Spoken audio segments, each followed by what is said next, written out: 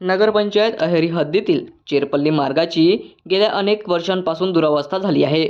रस्त्यावरील खड्डे बुजविण्यासाठी मुरुम व गिट्टी टाकण्यात आली असली तरी सध्याच्या परिस्थितीत रस्त्यावर मोठमोठे खड्डे, चिखल आणि पाणी साचलेले दिसून येत आहे. त्यामुळे नागरिकांना ये-जा करताना मोठ्या अडचणींचा सामना करावा लागत आहे. पावसामुळे टाकण्यात आलेल्या मुरुम चिखलात मिसळला असून रस्त्याच्या अनेक भागात पाण्याचे डबके तयार झाले आहेत. गिट्टी टाकूनही रस्ता समतल न झाल्याने वाहनांची चाके चिखलात रुतण्याची परिस्थिती निर्माण झाली आहे. दुचाकीस्वार, पादचारी तसेच शाळकरी विद्यार्थ्यांना या मार्गावरून जाताना मोठी कसरत करावी लागत आहे.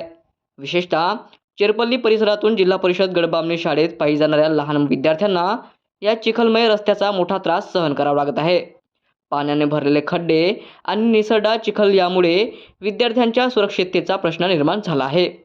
चेरपल्ली मार्ग पूर्वी जिल्हा परिषदेकडे होता. नागरिकांच्या सातत्यपूर्ण मागणीनंतर हा रस्ता नगरपंचायत प्रशासनाकडे हस्तांतरित करण्यात आला होता.